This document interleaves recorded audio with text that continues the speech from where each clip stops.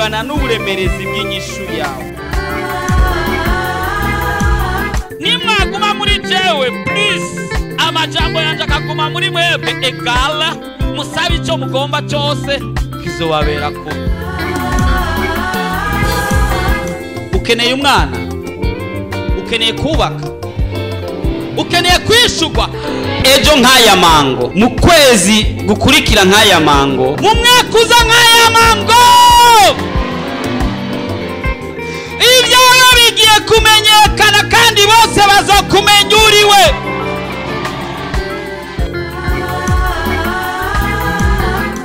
Ariko Yesu ariko arakubaza ati ubu ugomba gukira ni mugwayi. Mugira mwumvirize ubutumwa bwiza mushikirizwa na Pastor Jackson Nkeshimana. WhatsApp yiwe ni 76 96 96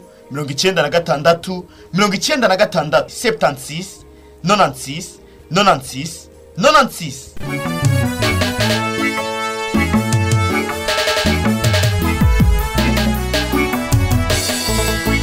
96. Genda bereke ko dufise akanya gatonya cyane ko kubaho. Yesu ashimwe. Nukuva ugeze kuri 60 bababona ko atacumaze, atanico ushoboye, ukwiye gutaha uje kwicara. Bongo kweri. Kandi bibayisigura ko baguteza urupfu. Bavuga tuyava dupfira ko ntacashoboye, natahe arindirire muhira azopfire muhira. Ibyo atarondeye mu myaka 60 ntavya kironka natahe. Bano side sana. Ariko muri 60 veni yose umuntu ayimara ijyamye. Buri umara imyaka 20 ujyamye. Ugeze kuri 60 umaze imyaka 20 ujyamye. Ariho nabayirenze uti gutega pasta. Buriya umuntu kenshi ajyama amasaha 8 ku munsi. Amasaha 8 ni cya gatatu cy'umunsi. Umunsi ugizwe n'amasaha ngahe? 28. 8 kuri 28 biba bisigura ko ari icya gatatu. Sawa? Nuvuga ku mwaka mu mezi 12 ubujyamye amezi angahe? Amezi 4. Nimwibuke ibiharuro mwize muri primaire. 12 kugabura gatatu si 4. Amen. Tujane nutize n'uwa mbere arazi kubigabura. Amen. Nukuvuga mu mwaka ujyama amezi 4, aho nitushireze yayandi amasaha 2 canke angahe ujyama ku murango. Hari abantu ajya amasaha 8 ataca babwiye biyongera ko nayandi nk'abiri ku murango, saa 8 agasiesta amasaha 2. Ayo tuyashizemo uca usanga mu myaka 60 ubujyamye hafi nk'imyaka 30. Usigaranye imyaka ingahe yo kubaho? Dukemo beni basi. Tufate ko wubahirije imyaka wagwaye ucuraryama no ku murango nitwayishizemo. Kuko umuntu agwaye ajyama mu ijoro akaryama no ku murango. Wongo kweli. Iyo nitwabaye turayishiramo. Dusigaje ingahe? 40. Sawa? Yesu ashimwe. Wiga segonderi imyaka ingahe? 13.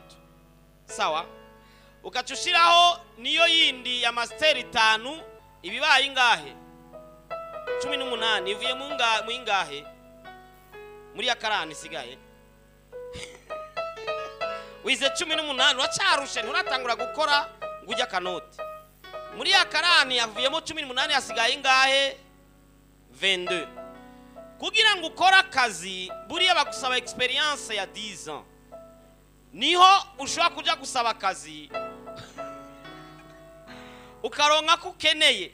Benshi bahera gukora akazi kabaye gapfuye nabi utarashikira akazi wigi. Yesu ashimwe. Hariho benshi badakora ubuzibigi sivyo none. Bivanye nuko agenda kudepoza hose basaba experience ya 10 ans. Rero bica bimusaba kuba arakora hirya no hino kugira ngo abe arakwiza 10 ans. Muri ya hari hasigayemo kombe 22. Ucukuramo 10. Asigaye ingahe? Buri minsi umuntu yo kubaho niyo 12. iyo duze rero imyaka yose wize kugira ngo ukore iyo myaka 12. Iyo 12 niyo utegereza gukoramo ngo uronkemo akanoti, niyo utegereza kwiyaguramo, niyo utegereza. Mugabo muri iyo 12 no gusenga ufise amasaha 2 wamucererwa, ufise iminota 10 wamucererwa, ikintu cyose ufise iminota minaka wamucererwa. Kuryama aho twaharuriye ko umuntu abavubyutse 6 hari gihe wiyongera ko agasaha kamwe kamukavyuka saa moya, hari nabandi bavyuka saa 2. Sinzi birabaho, sinzi ko ari migani mugabo umenga ari abantu bavyuka saa 2. Birashoboka muri imyaka tugezemo ugasanga umuntu avyutse na saa 4. Muri ya myaka 12 isigaye umva abasigaranye ngahe? Hari abasigaranye 8, hari abasigaranye 5, abasigaranye 2, hari nabo yaheze. Maraza desala. Ni byiza rero gukora tudacererwa. Amen. Umwanya urazimvye. Kandi umwanya urenganye ntusubira inyuma. Ntibibaho. Kandi ikintu cyose Bibiliya ivuga ngo umusiguzi 3:1 ngo ikintu cyose cyashingiye umwanya wacu. Uyirengeje ko ubusunitse ikindi kintu cyari kuba mu mwanya runaka. Yesu ashimwe. Wewe uno munsi warutegerezwa kuhimba hahantu. Uretse kuhimba uno munsi ukaja kuhimba ejo vendredi, uzobutwaye umwanya w'ivyo ukoze vendredi. Ivyo ukoze vendredi navyo bizoca bija hariya. Bigenda bisunikana kugeza aho uzogeraho upfa, ugapfa hari ibintu usigaje wategerezwa gukora. Ukabuteye umudugararo mu gihugu. Kuko hari ikintu wokoze none wanse kugikora bivanye no kutamenya gukoresha vuga ati umwanya. Kandi rero Imana mu kurema nigeze irema ikintu ku munsi wa mbere ngo n'amasaha 3 cyangwa umunsi wa mbere ngo n'igipande cy'umunsi. N'umunsi wa mbere amasaha 28 ageze puf yarahejeje. Ikindi ayandi masaha, ikintu cyose yagishingiye umwanya wacu. Yesu ashimwe. Abantu bazi gukoresha umwanya barandika umwanya baza gukora. Ku munsi w'ejo nzoba mfise iki. Hari abantu bajya umuhari abazungu. Umuzungu uje kumutemberera mutabipatanye uramujya umuhari ko ntakuyagisha. Akabwira ati murakoze kungendera mugabo na programme dufitaniye. Uyu numwanya wanje wo kuryama. Akinjira muri chambre akaryama akagusiga muri salo. Kandi uri umuntu azi gutsitara utitara. Ongo kweli. Kuko uvuga vraiment nukuri jenje kumuraba nibishika waje uke muyuturaya canke nakagoko wazanye none agusize ngaho muri salo agiye kuryama cyangwa afashe igitabo ashize ukuguru hejuru kundi muri kumwe muri salo atangiye gusoma kuko muri programme yiwe yari yateguye ayo masaha 2 yo guheza ico gitabo kugira ngo agisubize muri biblioteke. We nawe ukacutsitara kubera utazi umwanya ukoreshwa gute. Bwana sade sana. Ndifuza ko muba abantu muzi kumenya gukoresha umwanya. Umunsi umwe nari mfise rendezvous n'umuzungu. Tugena rendezvous ya saa 4. Kwa nari nzi ko abazungu badacererwa maze ncangenda mbere ya wakati. Nshikayo 10 minutes avant. Umusekretari acaramubwira ati Jackson araje. Acaraza aranyakira nibishika niki anshikana muri biro y'ibiri afisa ahantu hasano anyicarika hajya ati ambwira ati twavuganye sangape ni saa 4. Ati ubu ni sangapi saa 4 buracumi. Unyihanganire rero saa 4 gereye. Acata abandanya yikorera ivyo akora muri ya minota 10. Kwera nsanzwe nzi ico gisigura umwanya naramutahuye. Mugabo iyo abanari umurundi atazi umwanya nawe ugenda nk'ubitoke ati abazungu barishimana. Ari ngaho yicaye ngaho akaranga kunyakira iminota 10 yose nicaranye nawe ari ngaho aguma yiyandikira kuri ordinateur. Hari n'ikindi gihe umusanga ariko araba televiziyo hariyo emission yapanze y'ubutumwa bwiza canke y'indirimbo canke azi ko aza kuraba saa 8 kugeza saa 9.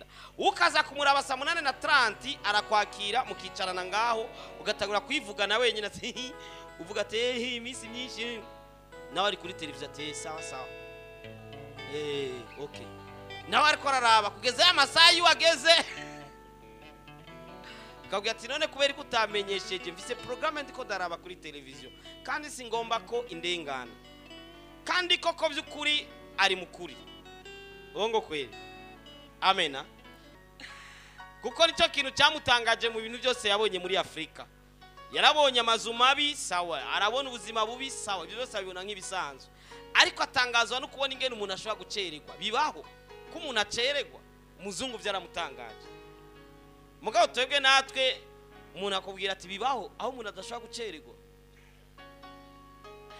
Yesu ashime turiko turiga kugoroza kazoza kacu kagoramitswe n'abana b'abantu tugeze kuri chapitre ivuga ivy'amaraso vuga ngo amaraso amena tugeze ku vy'amaraso ni chapitre y'umunani ivuga isezerano rifatiye ku maraso twari tukiri mu ntangamarara aho intangamarara ifise ibice bitandukanye twageze igice ca mbere kivuga ko Imana isesa amaraso y'igitungwa kugira yambike Adamu na Eva turabona agace ka kabiri kavuga amaraso y'ibitungwa yatanga guharirwa kw'ivyaha agace ka gatatu kavuga ngo ubugingo bw'umubiri buba mu maraso agace ka kane niko tugomba kwiga kavuga gati uronse amaraso yawe abakuronse wewe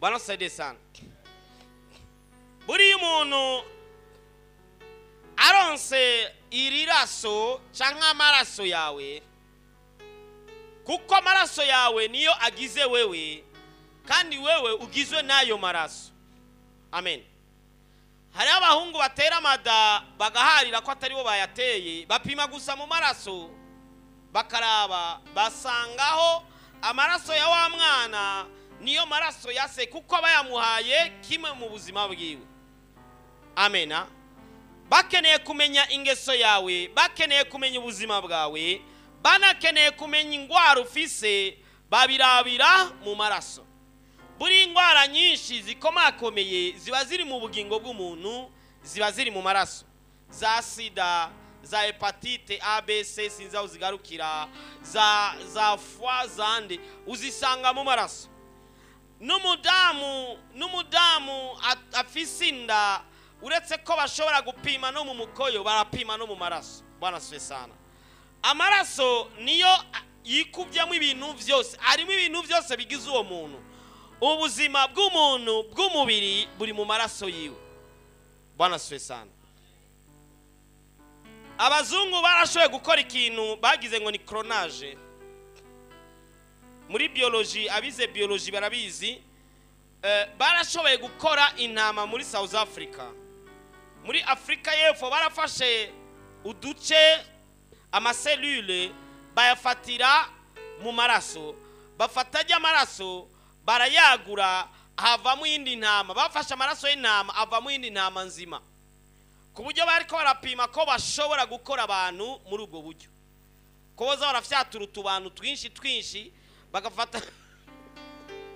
bagafata amaraso y'umuntu bagashira mu mashini tukaza turafyiruka nka kujya bafyatura uturato udutebe nk'utu tuza tuva mu mashini mugabo ku bantu byarabananiye uretse ko bamaze gukora umuntu ashobora kuvuga mugabo adashobora guhema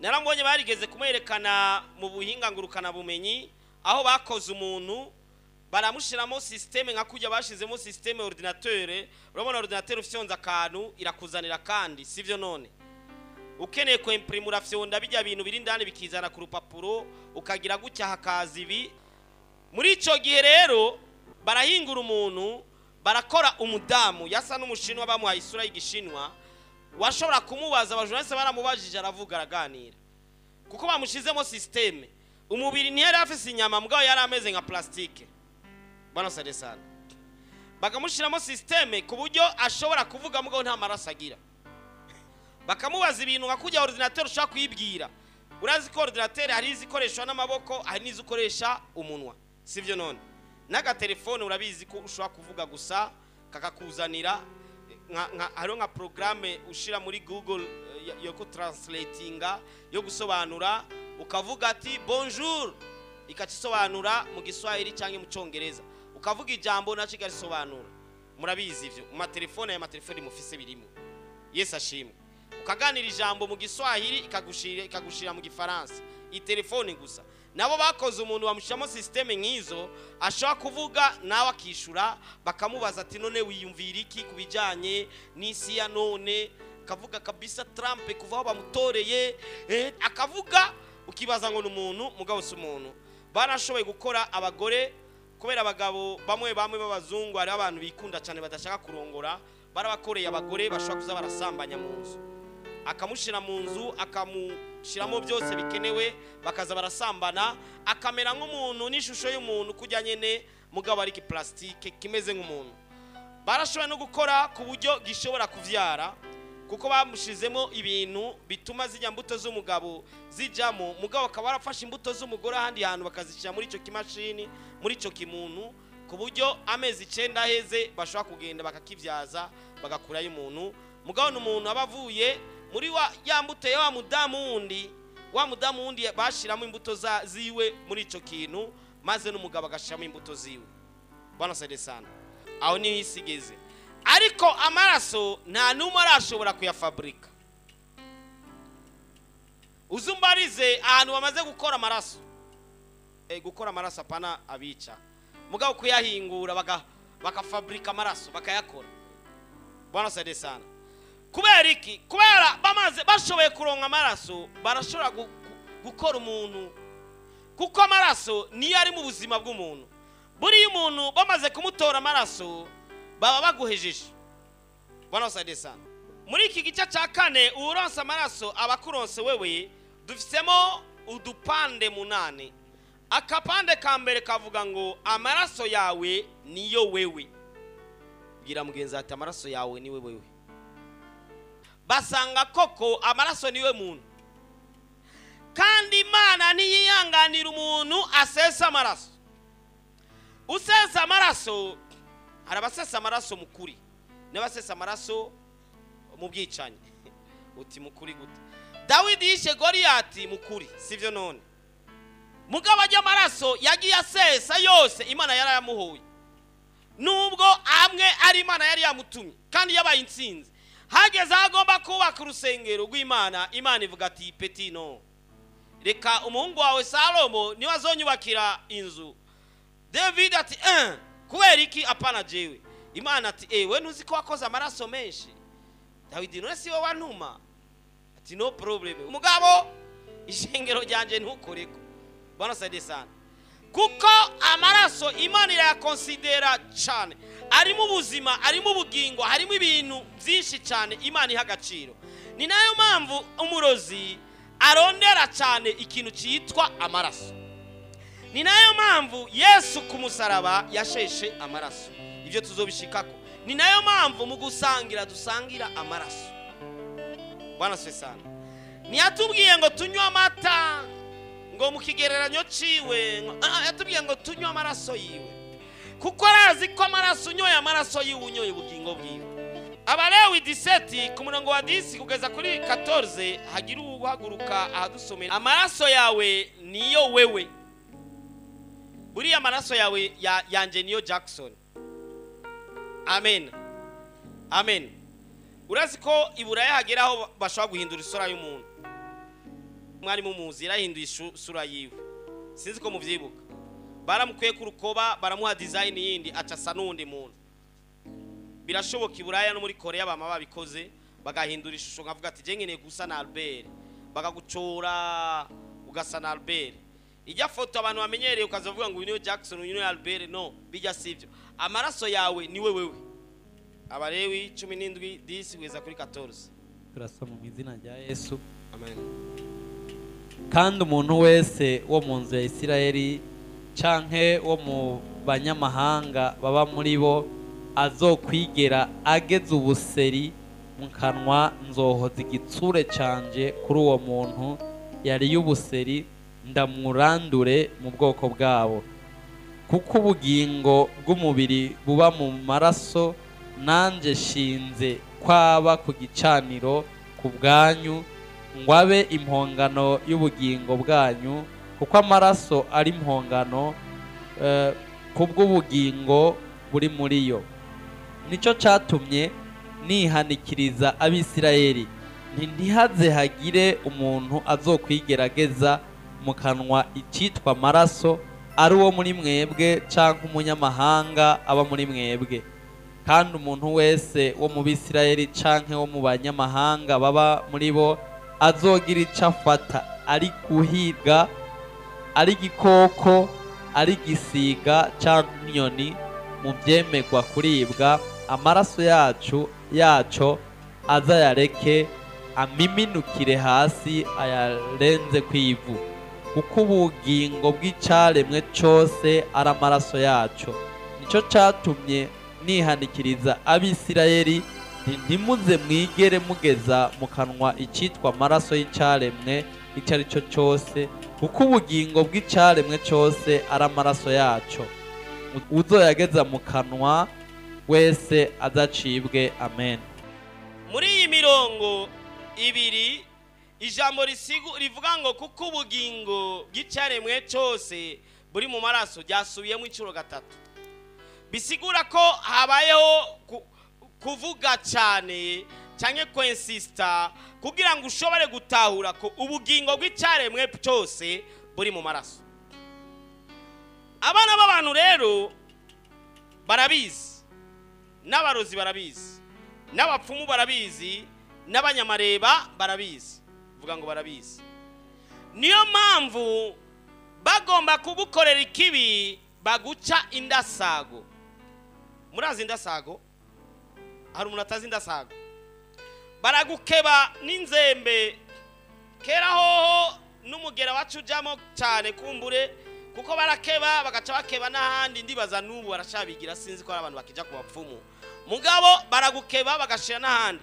Ajya amaraso asesetse, wowe wibaza ngo n'amaraso gusa, kuko ibyo bagushiramo ntabyuzi. Barashiramo ibintu bashize mu maraso yawe. Banosade sana.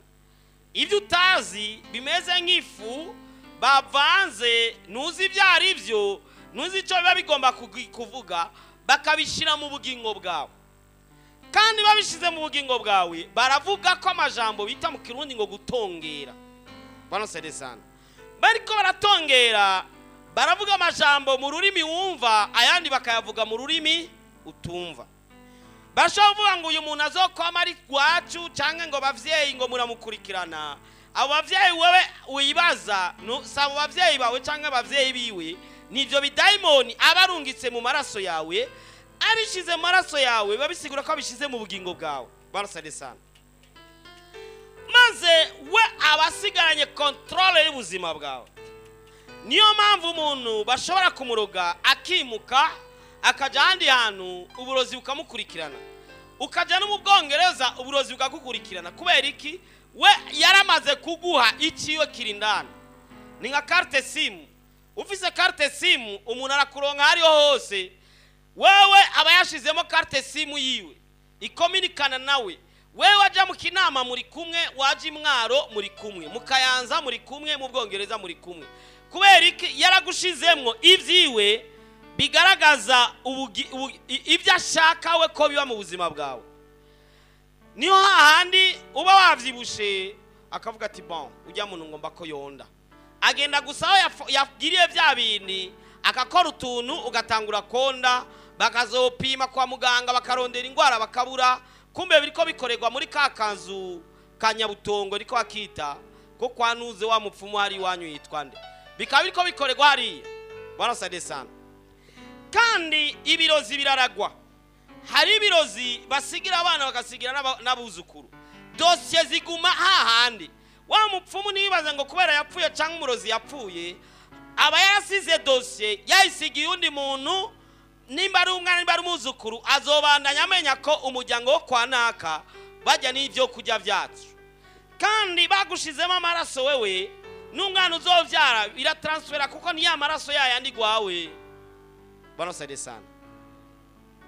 Nimba utagiye ku mupfumu, mugabo so ugasanga yaragiye ku mupfumu, hari ibyo yakweze, cyangwa ugasanga nyoko yaragiye ku mupfumu, hari ibyo yakweze, cyangwa ugasanga sokuru wawe yagiye ku mupfumu, hari ibyo yakweze, biguma bikwegera umuryango guhera kuri wewe cyangwa guhera kuri abasokuru bawe kugeza kurunganwe rwa hariya kure rwa kane rwa gatanu rwa disi, kubera iki?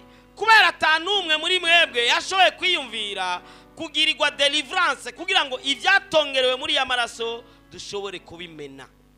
Bisaba ko tugira isengesho ryo kubisanga aho biri, aho bibitse tubimene.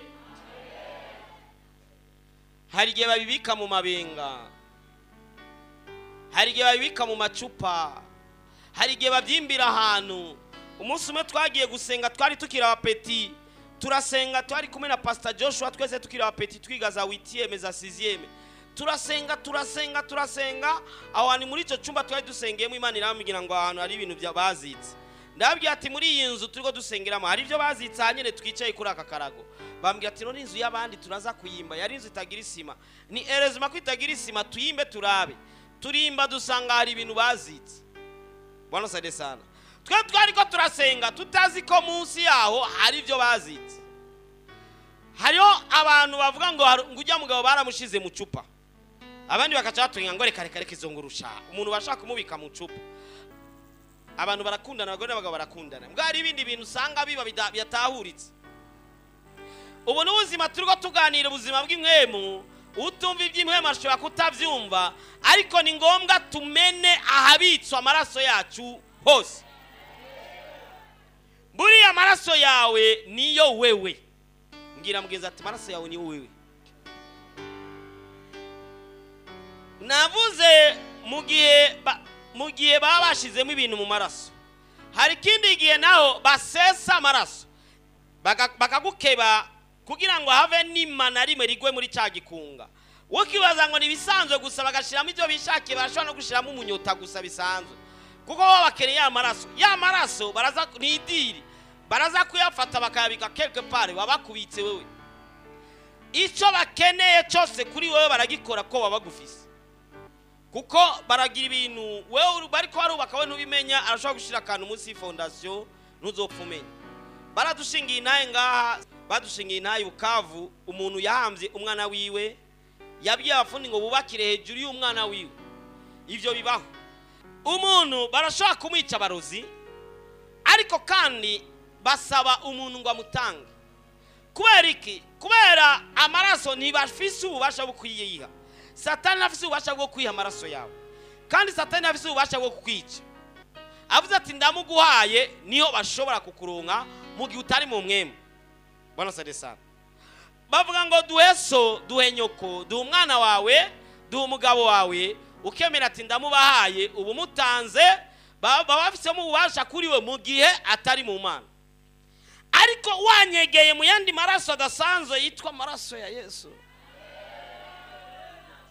nabo koresha maradare abaho yose y'ikuzimu ntibashobora kugutora. Bwana swe sana, kuko turanyegejwe mu maraso y'agaciro kanini ya Yesu. Amena. Buriya amaraso yawe niyo wewe. Bwana sede sana.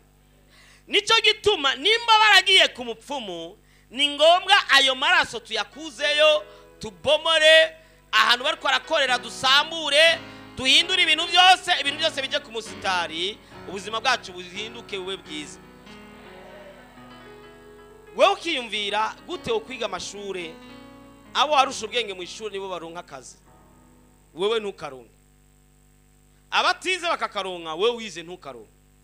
Abo mukora akazi kamwe bagatera imbere, wewe ntutera imbere, kuko amaraso yawe ari hariya quelque part bariko barayakoresha, bariko bayakorerako. Bwana sade sana. Wowe ntubimenya kuko wibaza ngo nibisanzwe. Urazi ko kenshi abakristo benshi bigishwa bya bintu by'intango misi yose. Hari abakristo bamenyeye kwigisha iby'intango, tukagarukiriza ngaho. Mugabo mu Mana sukwihana gusa, turihana tukezwa tugakizwa, mugabo tukavansa mu buzima bw'imhemu. Hari ibintu byinshi tutegereza kumenya, aho tuzoshobora no kumenya ibikorwa abamarayika bakora. Hari igihe usenga ukavuga ngo Mana ndungikira abamarayika, ngo Mana ndungikira Gaburiyeli ngo aze kuncungera. Kumbe Gaburiyeli nawe ntajeje gucungera, ajeje gutanga inkuru. Ugahura n'ingorane ngo Mana sine nagusavye Gaburiyeli ngo ancungere, none erega wasavye utariwe. Gaburiyeli wajeje gutanga inkuru gusa, aza kubwira ni wajeje information canke communication. Bana swe sana. Nugusaba ukamenya ati senga gutya kandi nsaba umarayika ameze gutya. muri louange na adoration ukaca utangura gusaba ngo Mikael ngwaze. Mikael n'umugwanyi akazi kiwe ni komba, we ni komba gusa. Amena. Igihe cyo kuririmba ucumenya kwamagara abaserafi abari waza ngaho kugira ngo muhimbaze hamwe. Hari imice y'abamarayika ijeje igikorwa runaka. Amena. Ivyo navyo tuzovyiga, ariko no munsi tuko turiga amaraso kugaruza kazoza kacu kagora mico n'abana b'abantu. Amena. Icya kabiri, hari impamvu zituma batwara amaraso yacu. Impamvu rizihe nuko akazi kabo nukwiba, nugusahura, nugusambura, ariko kandi dufise umwami w'abami afise akandi kazi ko guteranya, ko gushira hamwe, ko kubaka, ko kugira neza. Amena. Reko umusomyi wa kabiri ahaguruke wenyine adusomere. Yohani 10:10. Igisuma nikizanwa n'ikindi atari ukwiba n'ukwica n'ugutikiza, nanje jeho nazanywe no kugira ngo zironke ubugingo kandi ngo ziburonke busagutse. Amena. Amena. Abo basuma rero baza kutwiba amaraso, baza kugira ngo dusambuke, tugire ibyago, tugire ingorane, tugire amagorwa, ariko Yesu yaje kugira ngo turonke ubugingo kandi ubugingo busagutse bwishi. Amena. Tugiye gace ka gatatu.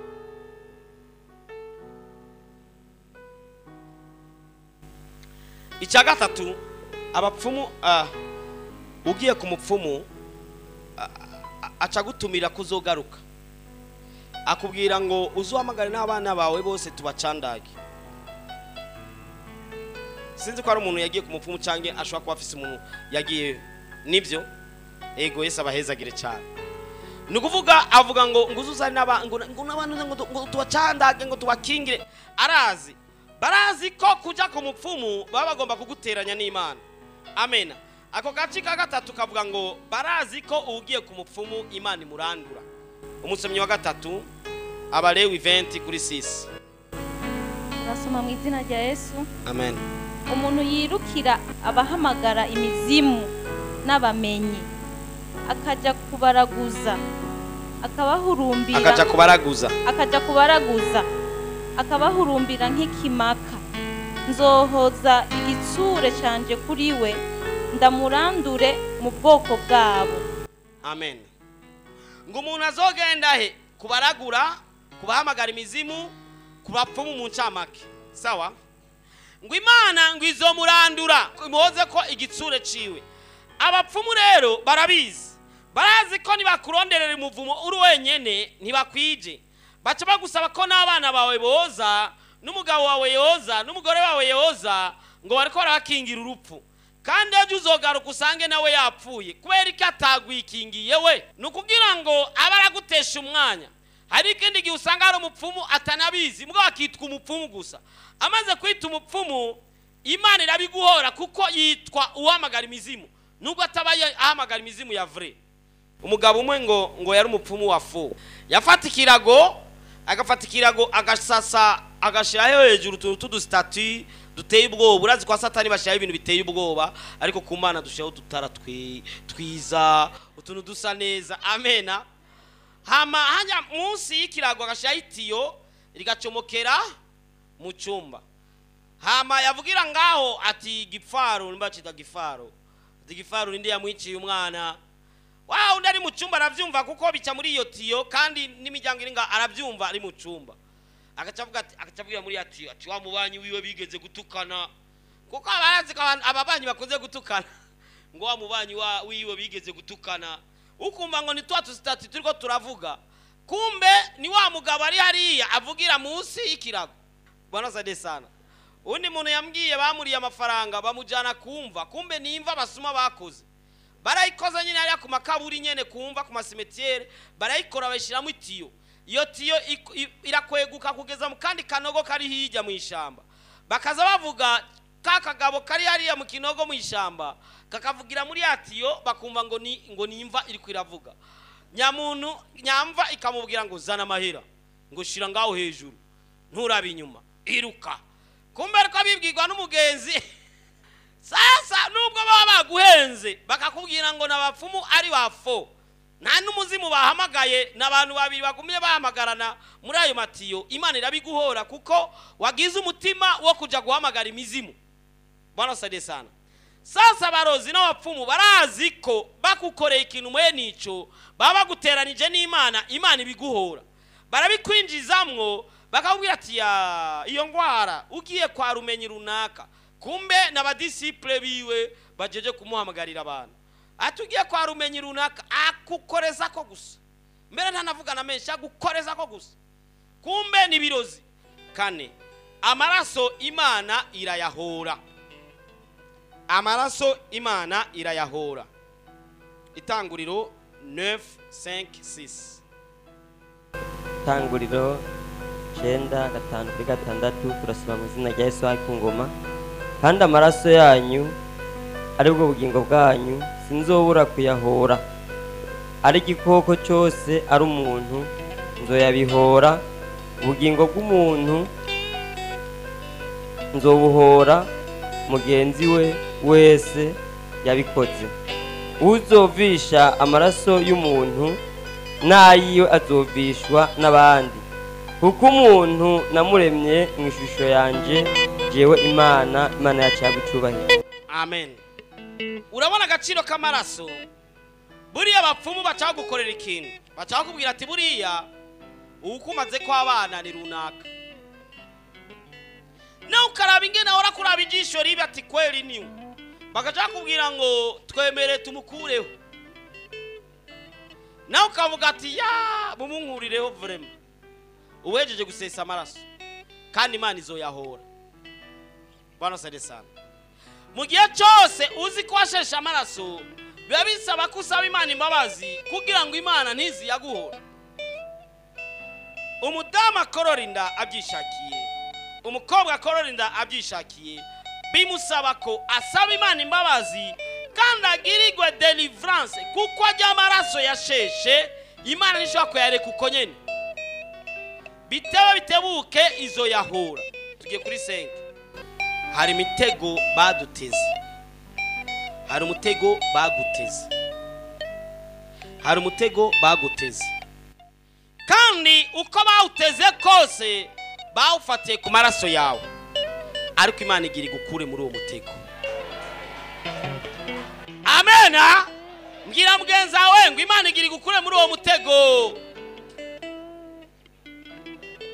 Amena. Barafashe amaraso yawe baratega, bafashe amaraso y'umwana wawe baratega, bafashe amaraso y'umugabo wawe baratega, y'umugore wawe baratega, canke y'abavyeyi bawe baratega, ariko ngo bwije ukuri ko ayo maraso ataca azobamarira, ahubwo agiye kuvamwo asige yononye n'ibintu byabo byose.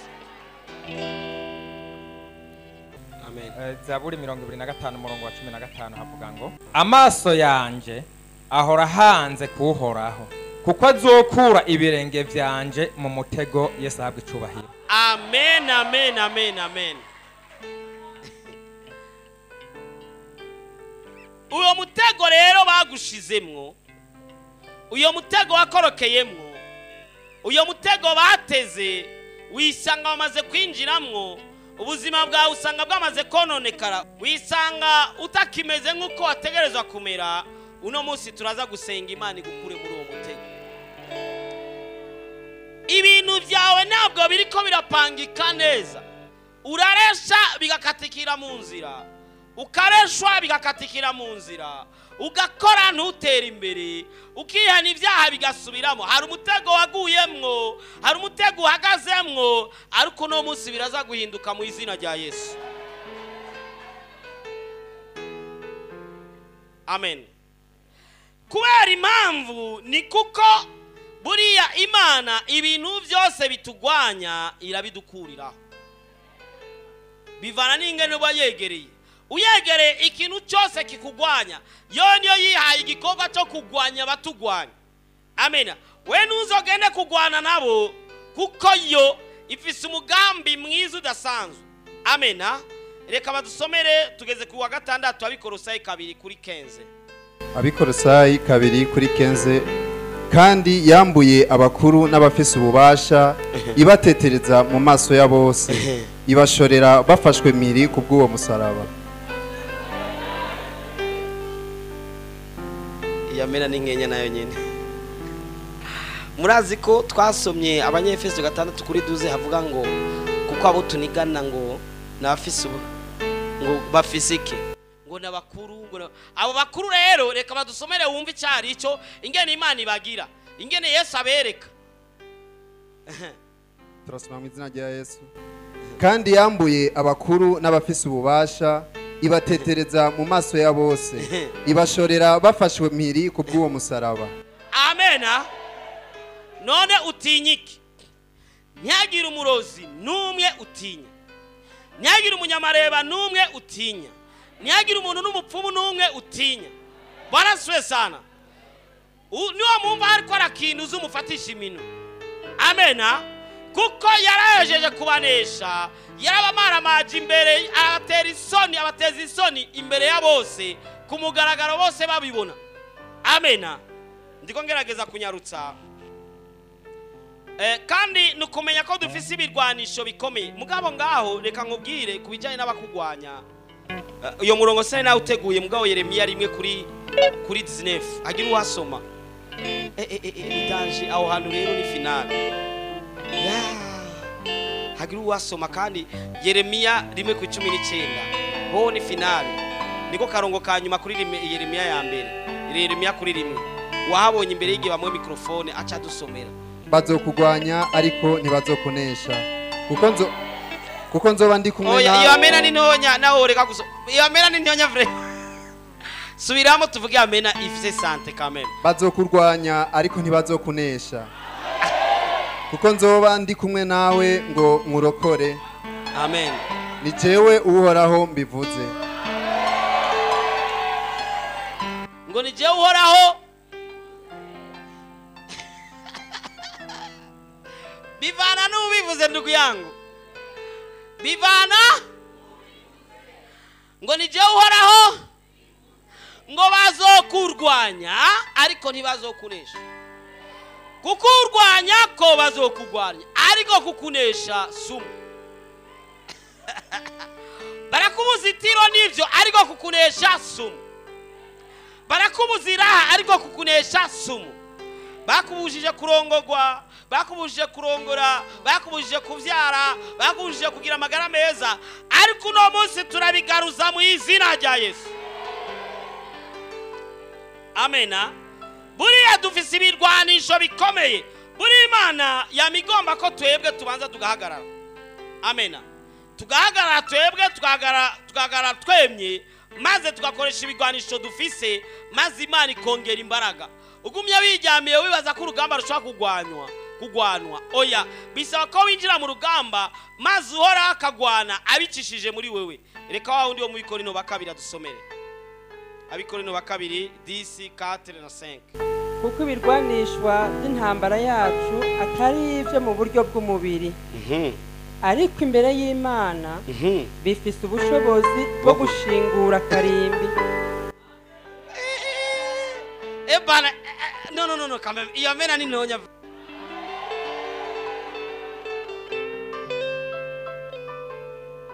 Gushingura impari n'igishizwe hejuru cyose.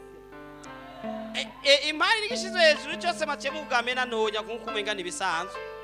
Impari murazizi aho baharira bagaharira bakavuga ngo ni tongo ryanje bakavuga ngo ni ngo we ntuvuka ngaro. Impari zose araziheza n'icishyize hejuru cyose akagiheza. Marima byisi byoroshe. Kihashiriwe kurwanya ukumenya Imana. Dufata mpiri ibyiyumvirwa mu mitima byose ngo tubigomorere Kristo. Amena. Iyo rero iramara baciyumvira gusa kudukorera ikibi turabifata tukinjira mu bwenge bwabo tugakurayo tukabizana kwa Kristo. Amena. buriya amasengesho yacu ntakwiye kuba amasengesho gusa mana ngirira neza ukakumusubiramo rya jambo ryanjye. Oya, vuga ati mana umuntu wese yinyumvira ko nabi ndamukweze ndamuzanye iwanje azi iwanje mbera kizwe kuva uno munsi ndamuhinduye ivyimviro yahora yiyumvira gutya ndamuhinduye uko. Turabifitiye uburenganzira, umurongo wandike uzowukoresha. Kutavyumva umugabo yakugumukanya asigaye arondera abandi bagore, fata ivyumviro ubigarure bizane. Amena. Umugore yakugumukanya asigaye arondera abandi bagabo, fata ivyumviro bizane ubishire ku musitari umwe. Haleluya, haleluya. Icanyuma rero cha witi buriya nukwizera, akajambo kavuga ngo ni wizera uranesha. Amena. Buriya izo ntambara zose tuzinesha mu kwizera. Nushaka kubibonesha amaso, urizera ko wafashe, urizera ko wakubise, urizera ko wahagurukije, urizera ko wajyamitse, urizera ko wakoze, ubikora mu kwizera. Wa musomyi w'umunani Yohana wa mbere sege kuri 4. Nasomeza Yesu kuko icyavyawe n'Imana cyose kinesha isi. Icyo bari macise cyoroshe. Icyavyawe n'Imana ninde? Ni batwebwe twavyawe mu buryo bw'imwemo. Turanesha isi. Abo banyesi, abo bantu bo mwisi, abo bigira ibintu, twe turabanesha. Ko twe twavyawe n'Imana, twe turi hejuru. Turi bwoko bwatoranijwe, turi kuri level yo hejuru, titurabanesha. Amena. Kuko icyavyawe n'Imana cyose kinesha isi. Iyo niyo nsinzi yacu yatsinze isi no kwizera kwacu. Amen. Amena. Ngo iyo niyo nsinzi yatsinze isi no kwizera kwacu. Amena. Buriya mu kwizera turanesha ibintu byose byo mu isi. Amena. Amena. Buriya mu kwizera turashaka gucecekesha ingorane izarizo zose. Kandi nurinda kuvuga byinshi mala nijuri kagenda. Urabwira ati jewe ndavuze nti kuva uno munsi. Nukuvuga mu kwizera wewe uravuga ibintu ufise ukwizera ukabitegeka ukabipanga. Amena. Nk'umunsi urashaka kupanga ingene uza kugenda. Amena. Uravuga ati uyu munsi ngomba upangika gutya. Nkeneye kuronka abakiriya bameze uku. Nkeneye kuronka amafaranga ameze uku. Nkeneye ko umugabo wanje uno munsi bigenda uku. Nkeneye ko umudamu wanje bigenda uku. Biraba. Amena. Twahereye neza na neza ku maraso. Tugomba twinjira mu isengesho ryo kumena ahantu hose habitse amaraso yacu. Amena. Kuko turamaze kumenya ko Yesu yatuneshereje, tumaze kumenya ko dufise inkomezi, ko Yesu amaze gufata babandi bita bakuru, kandi mu kwizera kwacu turashobora gufata isi. Amena. Turashobora gufata ibintu byose tukabishira mu minwe mu kwizera gusa. Amen. Atakindi kintu atangumu atamigera ataki. Turasenga kandi nifuza kuno munsi tutamena cyane. Tumena mu bwitonzi. Amena. Amena. Amena. Ubwitonzi tuza gukoresha ni bumeze gutya. Nimegundua uzuri wa Yesu, nimegundua utamu wake. Uburebure bw'ingorane yawe bungana n'uburemerezi bw'inyishu yawe. Nimwaguma muri jewe please, amajambo yanje akaguma muri mwebwe egala, musabe icyo mugomba cyose kizobabera ko. Ukeneye umwana, ukeneye kubaka, ukeneye kwishugwa ejo nk'aya mango, mu kwezi gukurikira nk'aya mango, mu mwaka uza nk'aya mango. Ibyawe bigiye kumenyekana kandi bose bazokumenya uriwe.